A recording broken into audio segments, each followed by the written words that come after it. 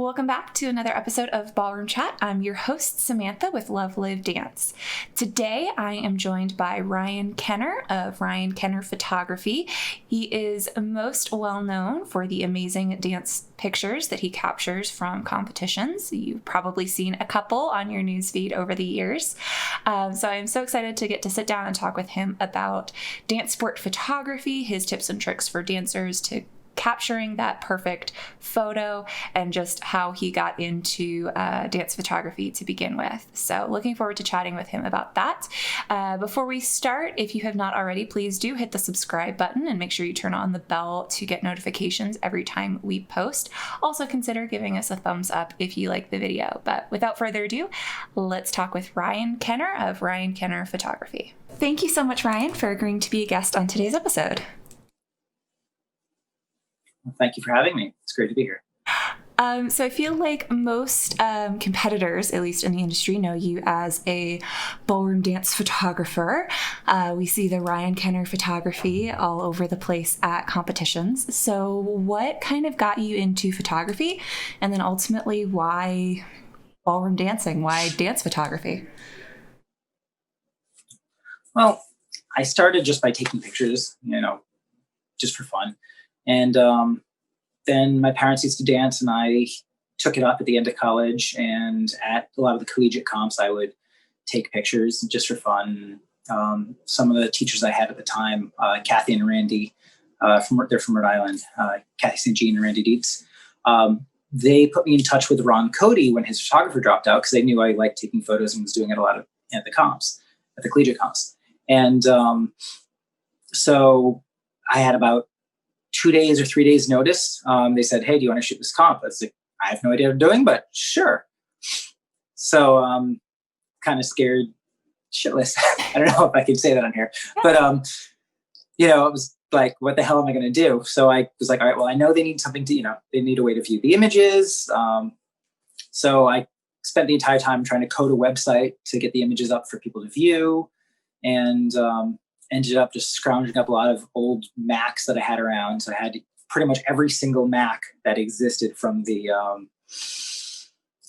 from the little Mac that has the long neck.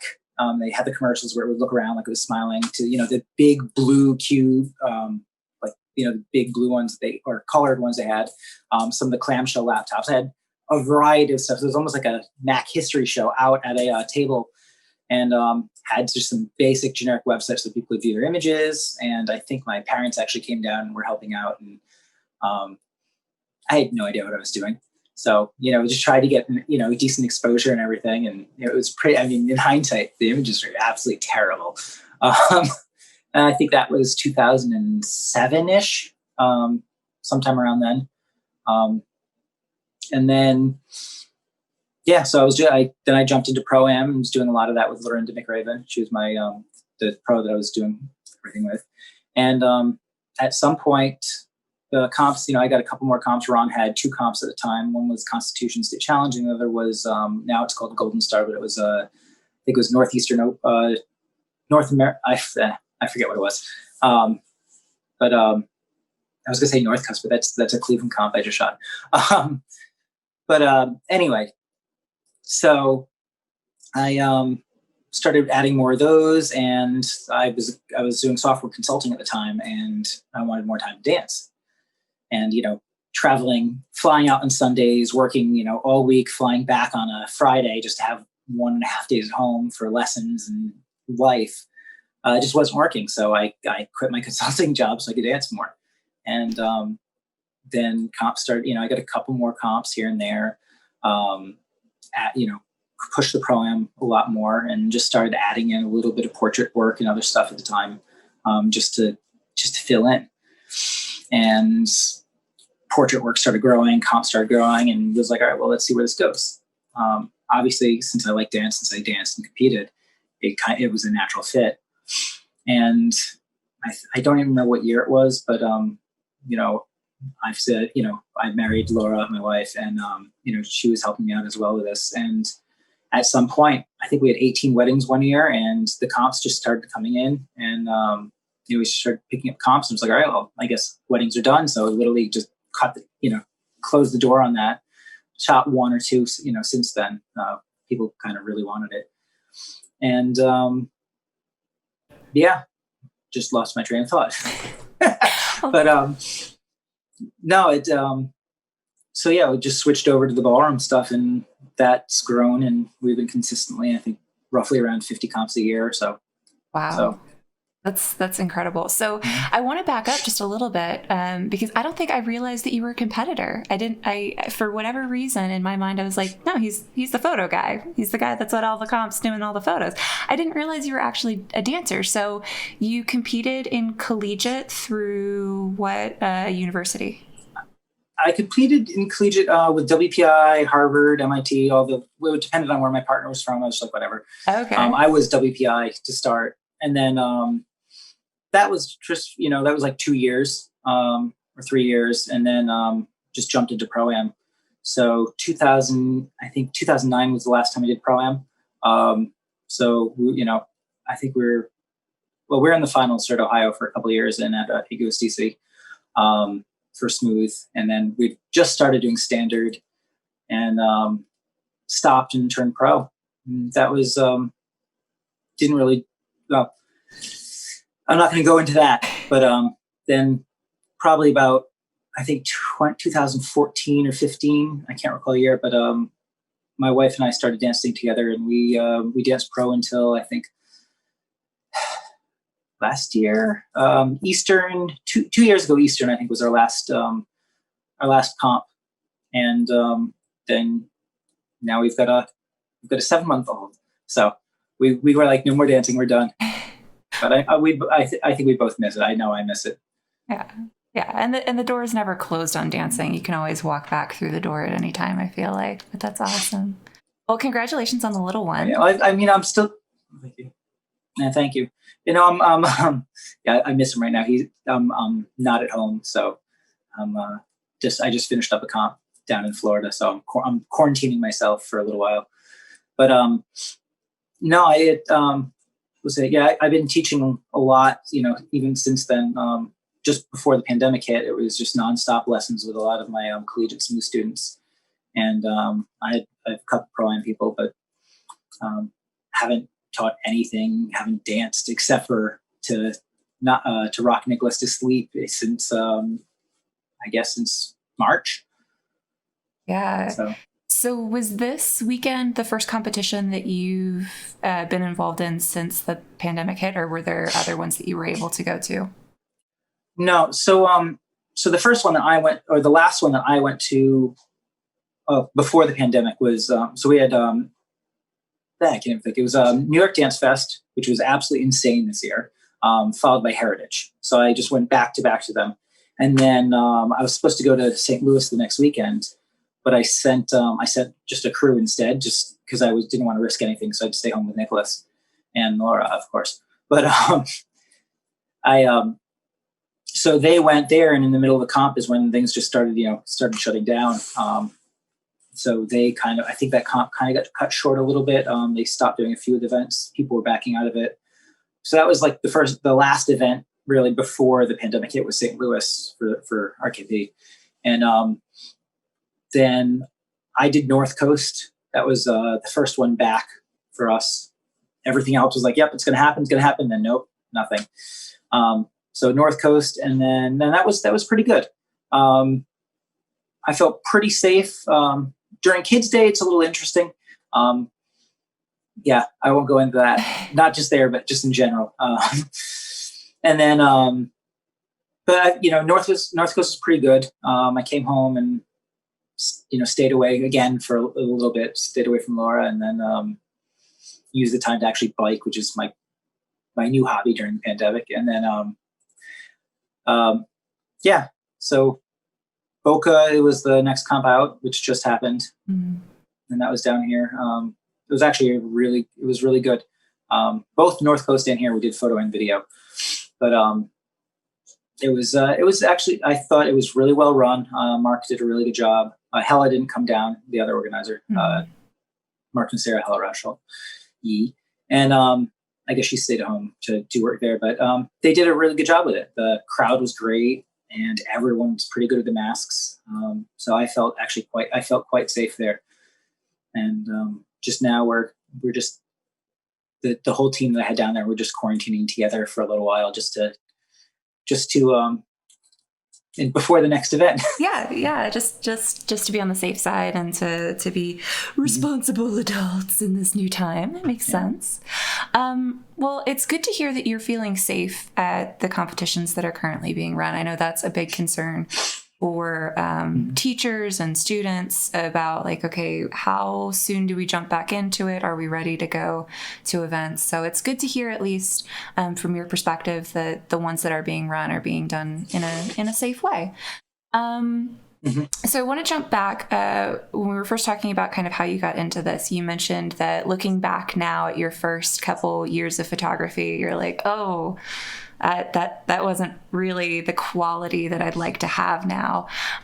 What was the biggest, what do you see as the biggest challenge or the biggest learning curve when it comes to shooting dance photography? Because obviously that's very different when you have moving targets and you have multiple different people dancing on the floor at a time versus like just a stagnant, posed, like controlled environment. Well, dance photography is its own beast. I use the analogy, if it's accurate or not, I always use the analogy. It's like if you were trying to shoot a flock of birds, but you only wanted to shoot one bird, and you were trying to shoot it like when it was turning to the left, but you didn't want any other birds in that shot. That's the analogy I've been using. It's kind of close, but it's interesting because if you think about, if you just went out to take pictures on the dance floor. Like when I first started, I wasn't using flashes. I was just shooting ambient light, just trying to make sure it was exposed correctly. My white balance is way off. You've got variety of colors of lights in the room. The lights in the ballroom are usually some sort of tungsten or fluorescent. And then if they put any light on the floor, who knows what color it is. And it may change constantly depending on, what the organizers are doing or what if other people are just playing with the light switch, it's constantly changing. So at the time I was just on auto white balance. No idea what I was doing really, in terms of the environment, shooting the events. As I said, ambient light. Going back to what you were saying though, being a dancer myself, I found there were a lot of things that were just easier for me. Watching someone go down the floor. You see a hip twist, you see a New Yorker, you see, a fall away, reverse slip pivot into a double reverse spin, and whatever it is, you can basically just watch the entire pattern progress around the floor, and half of it you can predict. Mm-hmm. And with the music, it makes it even easier because most of the time stuff's phrased out, even if it's unintentionally phrased. The music gives that energy, and that the sequencing to what's going to happen. So I'd say the hardest thing is just, and the thing to really get through is the quantity of images. When we started, it was, it may be 300, 400 images an hour. You're talking 8 to 12 hour days, sometimes longer. And it's just going through it all. And, I'm OCD. I'm a perfectionist. My goal is get everything out there instantly so people can view it, because I know that's what they want. They don't want to have to wait. And they want to be able to order it right away.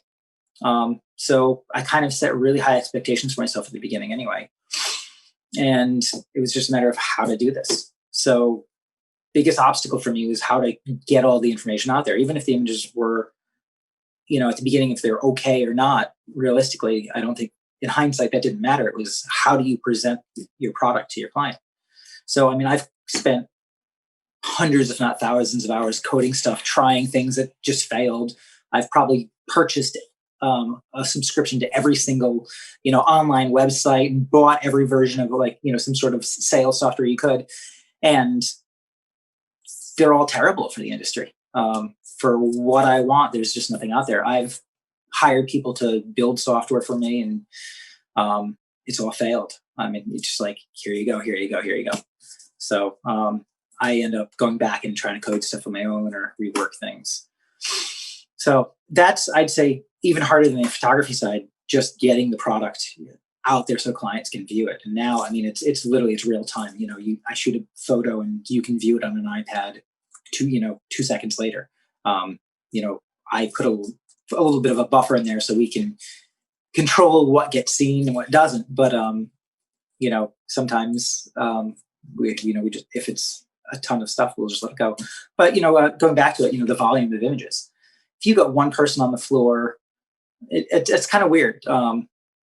There's so many different scenarios, but if you've got one person on the floor and you can go wherever you want on the floor, well, it's great. You can get a perfect angle on them. You can take the pictures, and if let's say it's a solo, you may shoot 100 images, not shooting rapid fire, just the different actions. Mm-hmm. If you're shooting rapid fire, which I would never do, just is wrong. There are many reasons why, but it just doesn't work for the industry. But if you sit there and you just shoot every line they're doing, you'd still get 20 or 30 images, which have to come through.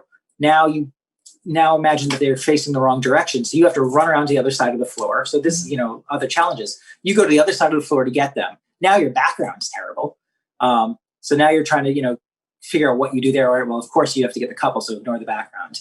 And then they turn around, so you're like, crap, now I can't, so I have to go back to the other side. So there are all these challenges that you have to overcome, and you really have to understand to shoot ballroom photography. Now you add two couples on the floor. Sounds easy. Okay, they can shoot two people. One's here, one's there.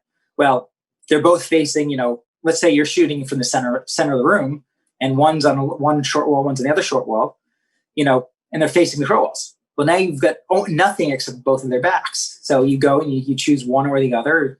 You hope they turn around. So it's your head's constantly on a swivel, trying to see what people are doing.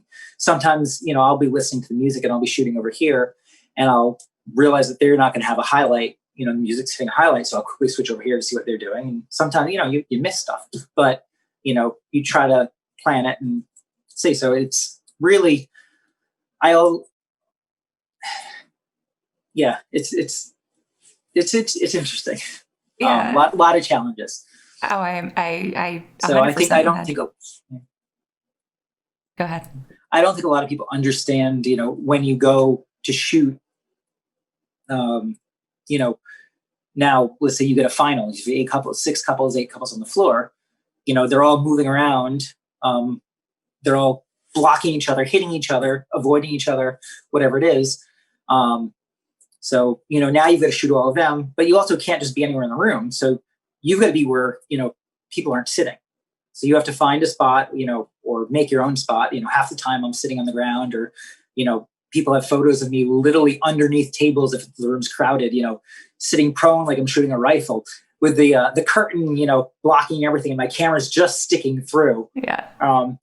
People have gotten photos of me doing stuff like that because sometimes there's just no space to shoot. But it makes for fun conversation when you're down there taking pictures. But so you add all that in. Now you've got judges that may be standing in your way. So you've got to shoot through the judge's legs, or you've got a lot of times judges are nice. They understand you're there. They're gonna go to the side, but sometimes they don't even notice you. So it's tough. It's very different, especially because if you miss the shot, you miss it.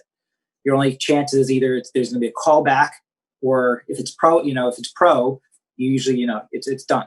One round done, or maybe semifinal, you may have another shot. If they start on the same side of the floor, you're in the same position, et cetera, et cetera. Right. And they don't get hit. If it's pro-am, hopefully they've got a couple more rounds so you can get that, you can pull that shot that you missed. But yeah, it's always, it's fun, it's intense, but it's frustrating at the same time. Well, and I was going to ask that, thinking about like pro-am competitions, I'd say 9 times out of 10, if you've got a pro-am student that's going, they're going to dance the same routine across multiple heats. Maybe they're dancing American Smooth 4 dance, but they have 20 entries. So they're dancing each of those dances 5 times, and it's probably the same routine, or they might have a couple tweaks here and there.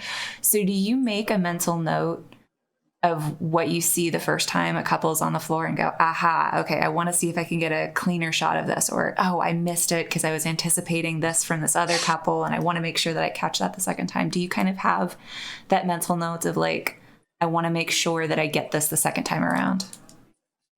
Sometimes, there's so much going on that sometimes, like, it really depends on the comp. I mean, there are comps where, someone may do 100 entries or 200 entries, or you may have a pro that does, I think, the record I've seen at a comp, I think, is 1,500 entries for a pro. Just one pro at a comp, which is nuts. So yeah, I mean, at that point, they're done, when they hit that point, and we're like, well, we've taken couple thousand photos of you. I don't want to shoot anymore. Right. But most people, I mean, you say, let's say 4 sets of dances. Sometimes I'd say that would be higher than the average. Some comps, if it's a smaller comp, yeah, some people may do that. But you also have a lot of people that may only do 3 dances for the entire competition. Right. They may come in and, it's their first comp. They do their cha-cha. They do maybe a rumba or maybe a swing, and they're done. Or they come out, they do a cha-cha, then they do another cha-cha, and then they're done. And if they're on the floor with three other people, is if you don't know that they're only doing those 2 dances, there's a 99% probability you're going to miss them. You may have one photo of them, and I mean that's to me is my worst fear, is that I don't get anything of anyone. Yeah. Obviously I want to get everything to be a good photo, but I want to at least make sure I have 10 or 15 photos that are at least decent per couple. So when someone comes on and we're like, and they come over to look at their photos, and they're like, I don't see any photos. We're like, where are you? So we end up going back and looking at what heats they danced. We'll go back through all the photos and try to find them. And sometimes we'll find something in the, that we trashed. We thought it was just a bad image, so we got rid of it. And sometimes we pull it out and they're like, oh, this is the most amazing image ever. But we've got a standard, so we literally will cut off a lot of images that we just don't want to put out there. But yeah, it's tough. So just to answer what you were saying before, I guess to actually answer the question, we'll try to pay attention to people. And sometimes, if we've seen someone again and again at a comp, a lot of times we'll know what they're doing. But you take a comp like New York Dance Fest, or I was going to say like Frederick's World Championships, and the couples, they're literally, we have 20 couples on the floor, 27 couples on the floor, depending on how the floor is split. If you've got literally people, the judges in the center or whatever, and you've got 2 floors with couples on them, they're all uncontested events. You can have a ton of people out there, and if they're all doing, like in New York, usually you're going to be doing 1 set of single dances, maybe 2 in a scholarship, or maybe a scholarship in a championship. That's probably it. And if you've got all those other couples on the floor, if we see you and it clicks, okay, I know who this is, that's already winning. I don't know what the word I'm looking for is. Yeah. But well, that also makes me wonder too. So there are a number of different photographers that come to different events throughout the year, and I feel like everyone kind of has their own business model. The only way to guarantee that you're going to get professional photos is if you sign up ahead of time and make sure they have your number and your heat sheet and they know what dances and what rounds. Do you subscribe to that business model, or or it kind of sounds like you went into the mindset of, no, I want to make sure that everyone has the ability to see themselves on the dance floor at the end of the day. So are you taking just blanket photos of trying to capture everybody that's on the floor? So 2 goals, I guess. One, if you go to a comp, you want your photo. You want a photo of yourself. Or even if you don't, most people will want, a picture. I know some people don't want any photos, and even then I'll still take pictures of them. But yeah, I mean, if you sign up, and we've always had sign up sheets. So if you sign up in advance, then we know what heat you're in. There's a much higher probability that we get you. If you don't sign up, I still want to get you. And I still want to get those 10, 20 images, if not more, of you dancing, even if you don't sign up, because afterwards you may come over not knowing that you had to, that you needed to sign up, or maybe you didn't think you wanted photos, and afterwards you're like, oh, I like these. So my goal is basically treat everyone as if they want the photos. So it sets a high, a strong, high expectation of if I'm shooting or anyone shooting for me, they'd better get good photos of everyone on the floor. I want lines, I want dynamics, I want emotions. I want that variety. Even posing, walking off the floor, going on, getting ready to dance. I want to see all of that in there. So, I mean, our shot count now, I mean, we're almost always 800 to 1,000 an hour. If it's a really big comp, we may shoot 3,000 an hour. There are plenty of comps now that have broken 120,000 images at a comp. And my expectation is still the exact same thing. All of those images need to get out there. We need to have them sorted by couple so that you can just come over, look at your number, and we have to cull them all. So we have to review every image and decide keep or toss. And it's a tall order, and it's stressful. But I feel like that's what the industry wants. That's what they expect. And I don't know how responsible I am for building that expectation. But that as a dancer myself, that's what I would want to see. And I wouldn't care what is behind the scenes. I would expect that whatever business comes in, if it's photography, if it's video, that they understand, what the clients want. So, I've stayed away from doing like off the dance floor poses and stuff. And I mean, we'll do stuff in the ballroom, but going out and taking the time to do a photo shoot, I've stayed away from that because it detracts from the time of the ballroom. And I feel like the core business, what people really want, what in terms of everyone, they want the photos, they want the souvenir, they want the shot of them dancing, to the memory. They want to know, I was at this comp. That I feel is number one. Number two is they want to have a good photo. So not just a bad photo. I was at this comp. Look at me. I've got Velociraptor arms. Yes. They want to see nice, clean lines. And sometimes it's going into do's and don'ts. There's so many blinking shots or shots where I personally like goofy shots, but sometimes the student is just looking great. They love how they look, and they look at the pro, and the pro's like, yeah, So it's like they're like, I'm not buying that photo. Or it's like everything is perfect except for the fingers are like this, or the toe isn't turned out enough, or whatever it is. And it's all these minor things that a month down the line, there's a high chance you're not going to care about that. If it's really obvious, you may, but my primary thought is that you want a memory of the comp. Second is it's a perfect line. Yeah. But my goal is to always try to get both.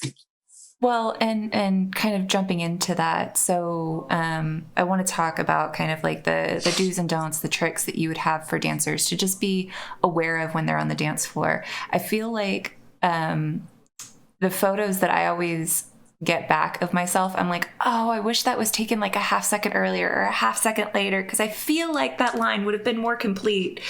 But I know that no, you have to make sure that every facial expression, every shoulder positioning, every elbow, every wrist, every fingertip has to be perfect.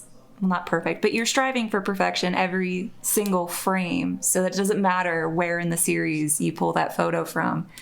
It's supposed to be a crisp, clean line no matter what. So without putting too much anxiety and stress on dancers that already have a lot on their minds, what are one or two things that you just would like dancers to be more aware of or more conscientious when they're practicing their routines before going to a competition? Am I limited to one or two? We know the clear things like you should probably be thinking about your turnout. You should probably be looking up and not at the floor. You should probably be, but what are some other things that you see frequently happening in photos? So I'm going to preface this by saying I'm not perfect. The guys that shoot for me aren't perfect. We can easily miss a shot, but my goal is to shoot, on time all the time. So we're shooting with the music. It's also my responsibility and my photographer's responsibility to recognize if someone is off time, and to actually adjust and compensate and shoot their action. So quite often you'll see me shooting the ballroom, and I've got my own music playing. If it's Nicki Minaj or if it's Beethoven or if it's whatever it is, I'll be putting something in that's the exact opposite of what's on the dance floor, just so that I'm just watching body action. So because a lot of times I'll get excited by the music and I'll shoot. I mean, when I dance, I tend to be fast anyway. I have to really work on slowing down. So, if I'm seeing an action, I may preemptively shoot. And especially if I can't see what they're doing for their timing. And I'd say I see this a lot in pro as well. It's either the unfinished lines or, I was guilty of this too. You pull your partner out of a line before they're finished, or the partner just never finishes the line. But whatever it is, we've got to recognize that, and we've got to wait for the line to finish. Sometimes, we'll shoot 3 shots. If the girl's reaching for the camera, it's, one coming in, one at that finish point, and one, coming back out. And a lot of times that finish line is the one that actually looks the worst. The arm's fully extended and it just doesn't look as dynamic, as actually using the muscles to create more of a shape and more volume. So, that being said, that, we can still screw up, but we're always looking for that timing and to adjust. So even if someone is off time and they're New Yorker and they're breaking instead of on, they're breaking on like 1 or 2 or, whatever it is, or on, an and beat, that, we're always trying to adjust and compensate if we can see it, and with everyone on the floor. And that takes, watching someone, as you were saying before, if someone's got 3 or 4 heats, sometimes it may just be that we're looking, at the timing. It doesn't really matter what they're doing, because I don't care if they're doing a New Yorker or a hip twist or an underarm turn, as long as I shoot it on time and you can see the faces, you can see the expression, you can see the proper, the proper timing of that shot, and you can recognize it in the image. So that being said, things that I would like people to realize. Well, first of all, if you're going to do a line and the audience is right there, it's much better to engage the audience if it's the photographer or if it's the audience, instead of looking up and, like you've got, what's this Shakespeare character? It's like poor Yorick. Was it poor Yorick? Yeah. Yeah. It's like you're looking up here, you're just ignoring everyone around you. So you want to connect with your audience. So connect with the camera. And that also means, if you're going to stretch your arm out, I mean, it's so often I see something like this. Mm-hmm. Well, if the camera's here, if I'm sitting down, what's the shot of? Right. Your armpit. Even if you've got the best expression, you're reaching up like this, you can't get it. So it's, so quite often, you just get these shots that if the student or the pro, whoever it is, had just, instead of just being internal and just focusing on what they had to do, if they were just aware of a little bit more of their, who's around them, and they could just play with the audience a little more, I feel like it would just be, it would create a lot more of those opportunities to get good shots, and it would improve their dancing. Yeah. That would be one, I guess, one of the items. Yeah, that's a tough one to do though too, because especially, I mean, from a pro perspective, yes, pros do better. No, I'm kidding. But from a pro-am perspective, I feel like that puts a lot of responsibility on the part of the student to know your routines, but also give yourself the freedom and the flexibility to play with the audience and play with the music and play in the moment. And that's a tough jump to make, regardless of your level. But it's an important one, as you said. It makes it more engaging for the audience, and from a photography perspective, you're going to get a better, more engaging shot that way. Yeah. Yeah. It's stressful enough to go out on the competition floor. I fully understand that. And then, to feel like the goal is, I guess, when you feel like you have to perform, you get so tense and tight that things just stop working. Mm-hmm. So, heck with photography, just in general for the dancing, it's the more relaxed you can be, the better it's going to be. You talk about it with, my coaches always said, how to put this, um, there's no point in work like trying to train or fix things right before you go out on the floor, because it's not going to make a difference. Whatever you've been practicing, try to put that out there. You can't make, if you've been practicing A, you can't showcase B. It won't work. Mm-hmm. So whatever level it is that you're in the studio, just your expectation should be to put that on the floor, maybe with a little more energy, but don't think it's going to be a completely different level. So, you dance to that, dance that same way. And usually the dancing will end up feeling better, and, it will look better in the pictures or in the video or whatever it is. Mm-hmm.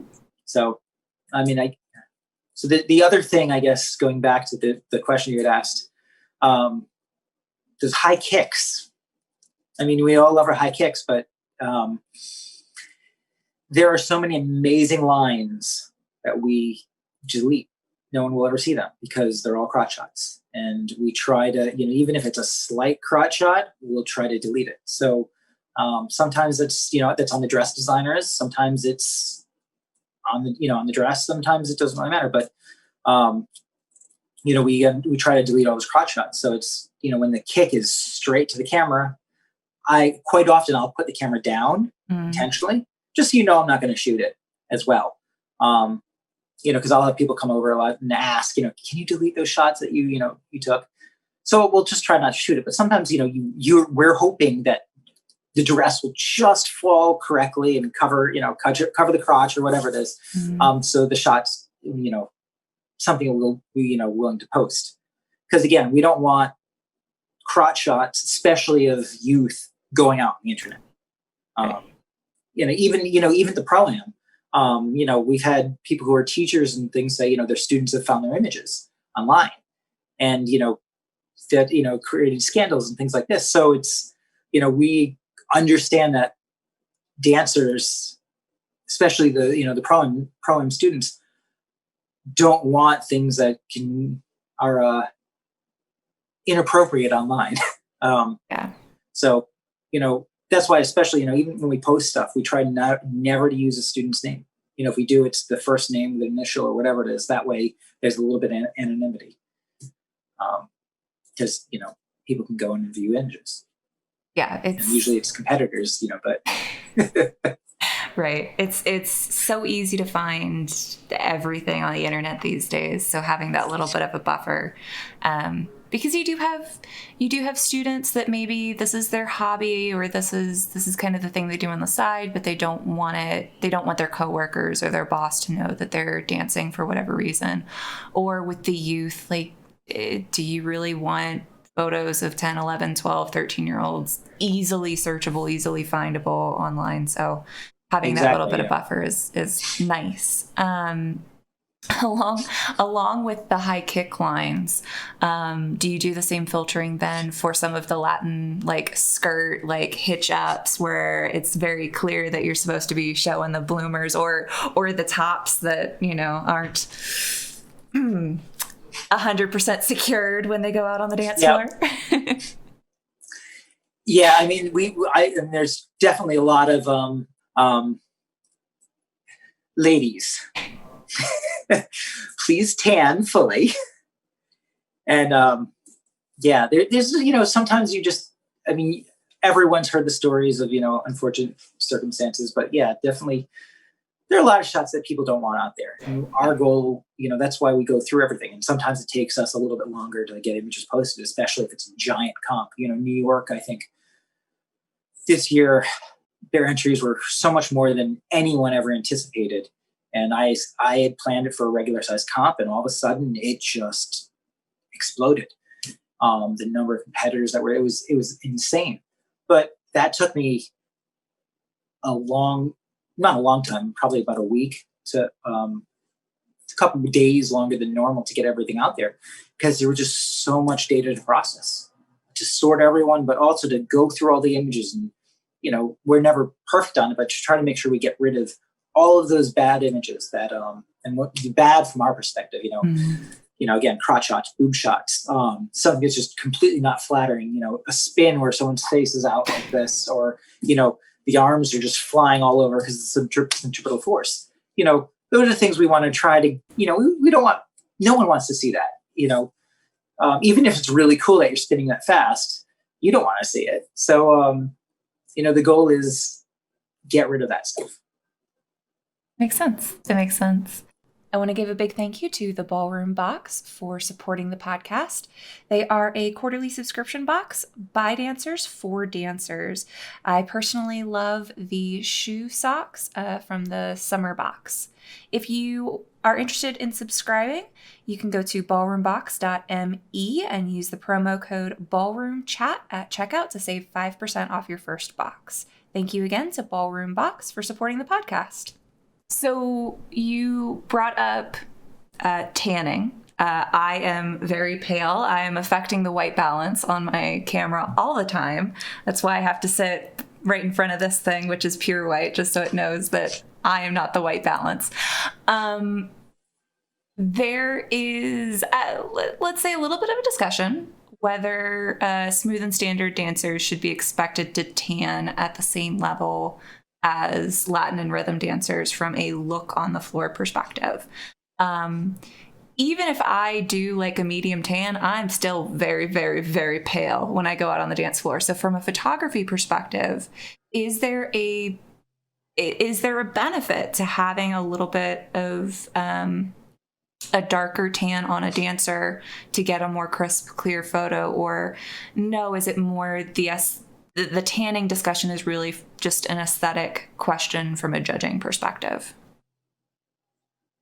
All right, so this has many parts to it. So let me start out with the simplest example. Regular skin tone in a ballroom without any ambient lighting, you are the exact same color as the wall for most cases.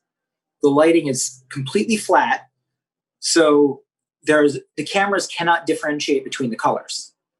So the focus on the camera, it has no idea if it's actually focusing on you or the wall. There's not enough light in a ballroom for it to make that to figure it out.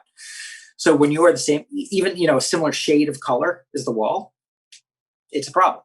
The camera just like, sorry, I'm not going to shoot. And this is just something that it doesn't really matter where you are. If you're shooting in a wedding, or wherever it is, it's gonna happen. So that's where we're starting from. That's our base situation. Now you add on a guy's wearing a black suit. So he's, in most cases, or a dark outfit. So all of a sudden he's disappeared. There's no contrast. There's nothing for the camera to pick up on him. So the camera can't focus on the guy for the most part, unless you've got the focal point right on his head and you can track him. So coming from a technical standpoint, you're starting out in it's like the worst low light situation as you can. The ladies' dresses, sometimes they're one color, or they're, let's say, a magenta, some colors like magentas and reds and oranges just don't white balance well in general. And when you balance the camera for the room and for skin tones, the color of the dress does not look at all like it actually does in real life. And people complain a lot about that, and to a certain extent, there's nothing we can do about it. I'd rather have your skin tone look good than have the dress be the correct color, which is it's my own decision on that. Some people may disagree with it, but I'd rather not have you look like an Oompa Loompa.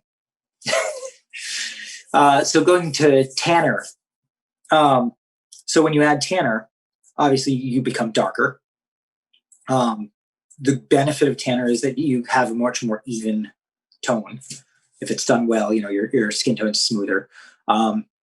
When you are in a lighted situation, so let's say now you add lights in the ballroom, they're bright lights, they're reflective. A lighter skin is much more reflective. If there's no tanner on it or nothing on it to break up that light, skin, especially if it's wet, or sweaty at all, is going to just bounce light back and forth. So you now go to take a picture, and it's like you're a beacon. You're reflecting the light back, but everything else around you is dark. So now you're pasty white. You look even whiter. You're blown out completely. So now, you are basically just this big white ball in the image, and your dress looks fine and the room looks fine. So one of the benefits of having tanner or something like, something that cuts down the reflectiveness is that your skin tones look better. You're neutral. You're taking that light that would normally hit you, bounce back and hit the camera, and you're just softening it. And it's the same thing, if, you can probably usually see it when you're, if you're watching someone on the floor, you're like, wow, that person's white. And, some people can kind of get away with it. That's just their look. They've got like a porcelain look and it looks great on the floor. But sometimes, it's still in the camera is going to look very reflective. And sometimes we'll have to, notch down the exposure. Skin tone does have a different exposure. If you're shooting portraits or weddings, depending on the skin tone, you may have to go 2/3 of a stop different, depending on who you're shooting. And, if you've got skin tones that are mixed in the shot, now you're like, all right, well, I know if I've got someone who's really dark and someone's really pasty white, well, if I expose for this dark person, this pasty white person is going to just disappear. And if I expose for them, you're not going to, the person with darker skin is just you're not going to have any depth or detail on them. So you have to kind of find that balance. So taking it to the ballroom, if you can get your skin tone to be much more neutral, which in this case would, under bright lights means a darker tone, then it's going to be better. It's just going to look better. So realistically, when you have all the bright lights, that's why we have stage makeup. When you have all the bright lights on, you need a makeup that's going to tone down your skin so it's not as reflective. And also, when you sweat, if you have tanner on, a lot of times it's going to help again with that reflectiveness. So yes, tanner is a good thing. Now there's too dark, but right. that's a personal preference. I mean, even when I danced, I would if I could, I would typically go for a spray tan back in the day, and then when it was just too much, I would just do makeup on my face, my neck, and everything, and try to do the back of my hands. But I would never think about going on the dance floor without tanner anymore. I know how reflective I'd be. Well, and I think that's a good point too, to say that even you as a lead would go out and make sure that you at least have some makeup on the back of your hands, if not tanner. Not throwing anyone under the bus, so I will not name names, but I've definitely seen both amateur men and professional men that dance, 20, 30, 40 heats in a row, and the cheeks are bright red and the forehead's bright red. And it's like, okay, can we at least put some foundation on, because you've just gone through 4 different skin tone chains in, 10 minutes. So I feel like the ladies are used to the expectation of, we need to even out the skin tone and make sure the eyes are popping and cheeks are bright and lips are bright, but it's important for gentlemen too to kind of be aware of that. Yeah, well, I mean, yeah.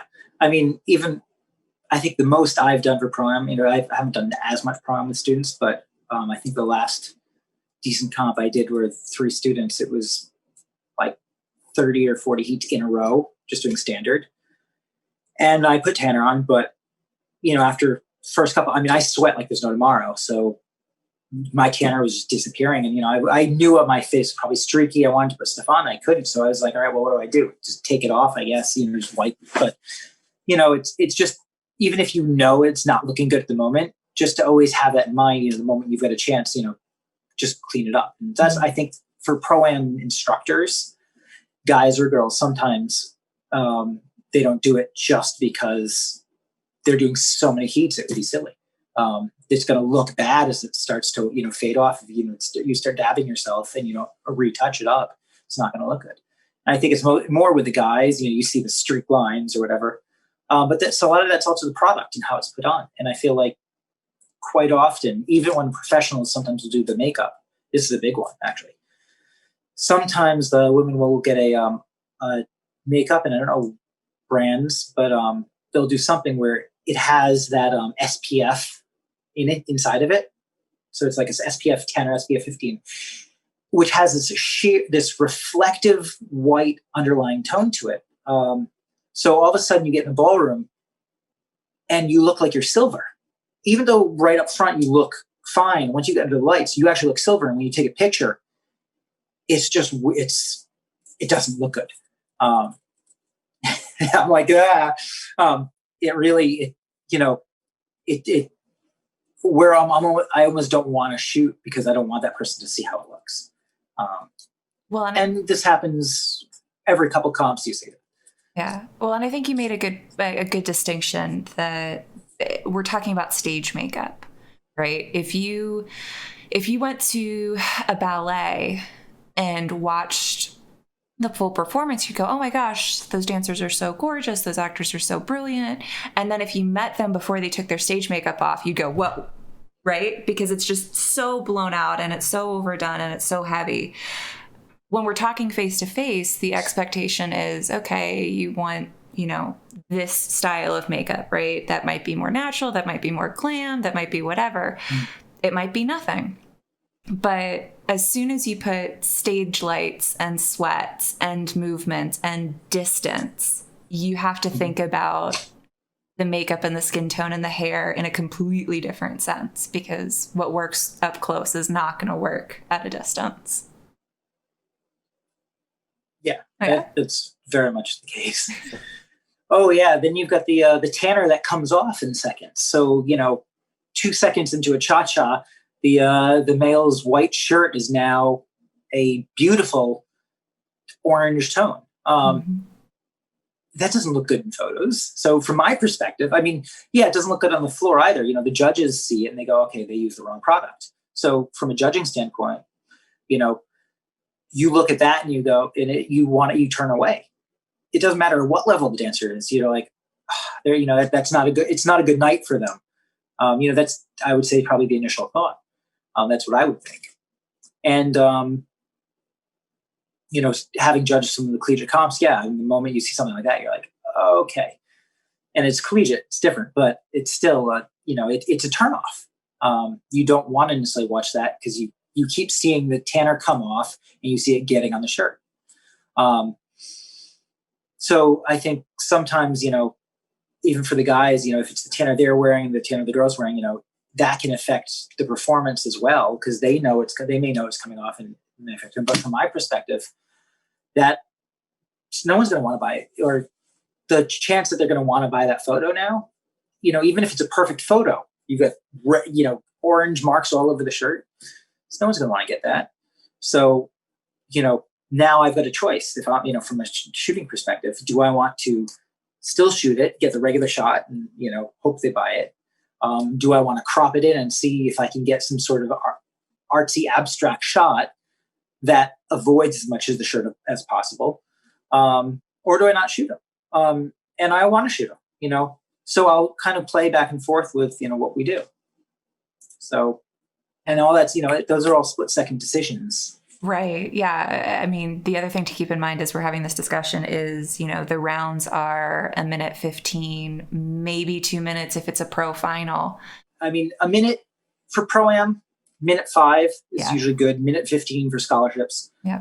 If you've got a big event and then rush for time, sometimes you'll see it down to even 55 seconds.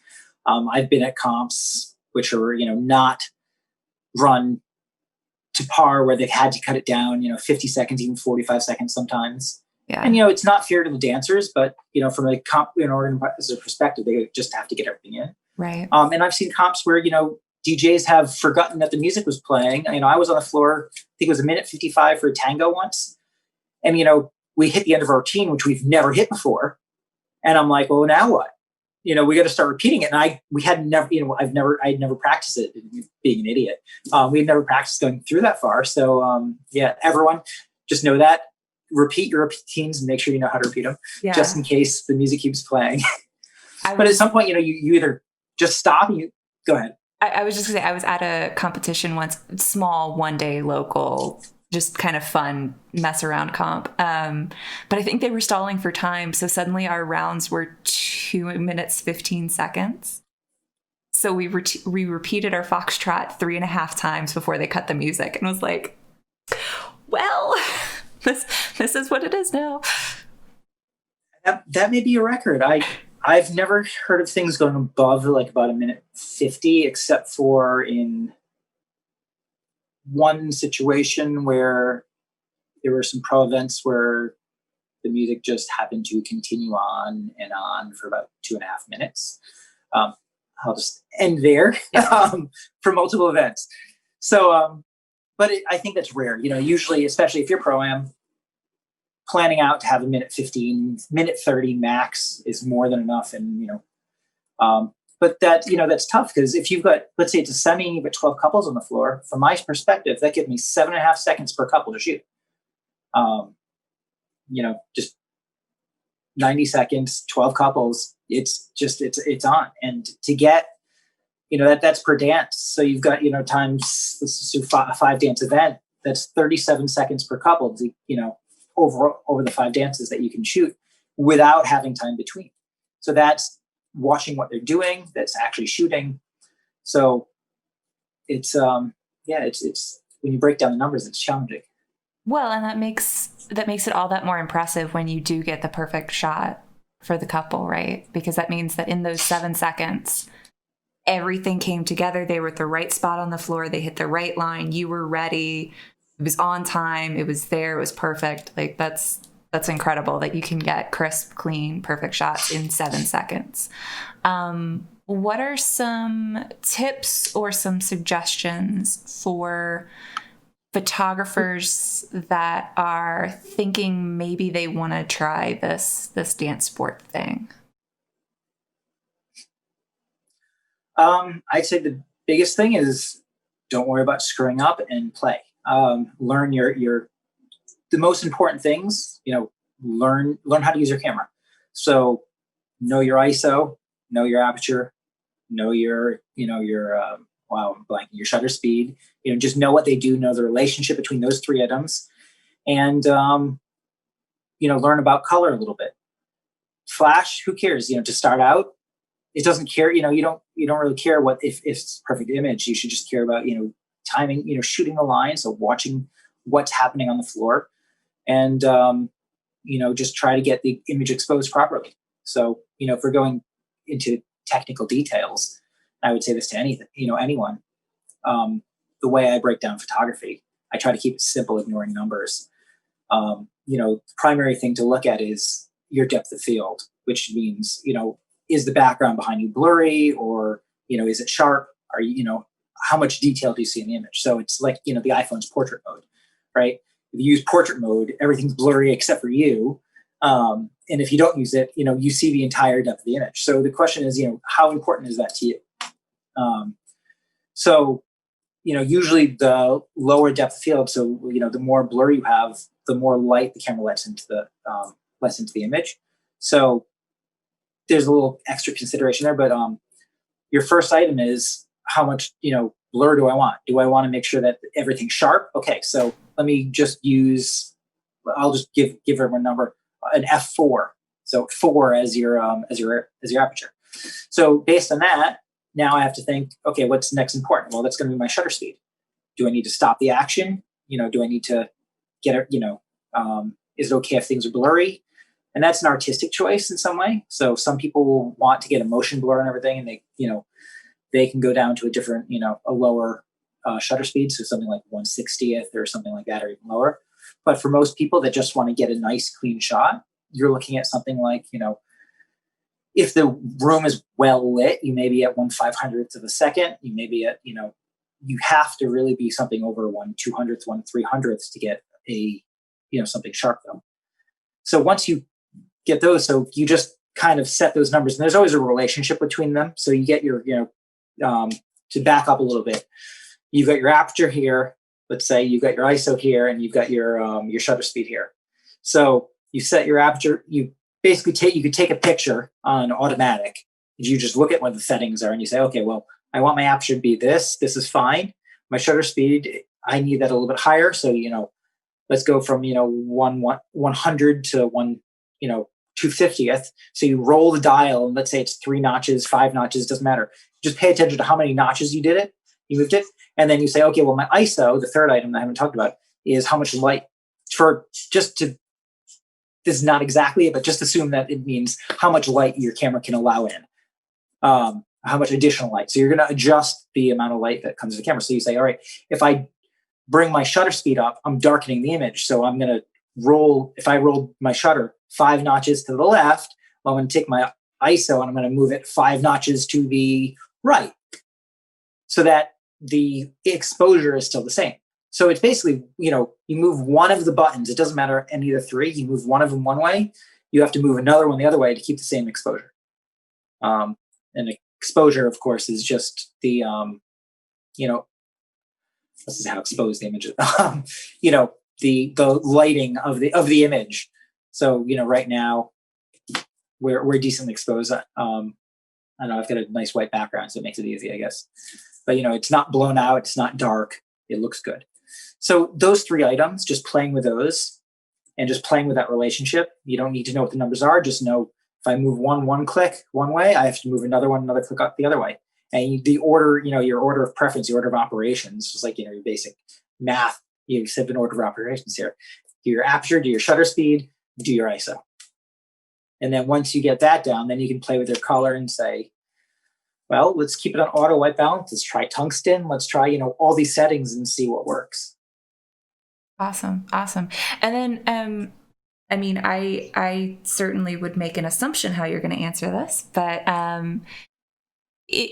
do you think there's a benefit if you are a photographer that is going into dance sport photography of actually knowing how to dance or spending some time just watching and learning how dancers move so that you can start to recognize, okay, they're doing a hip twist here, or they're doing an open fan, or what it means when the beginning, what the phrases are in a traditional paso doble so that you can anticipate when that hit or the crash is going to happen? So over the years, I've had different people work for me.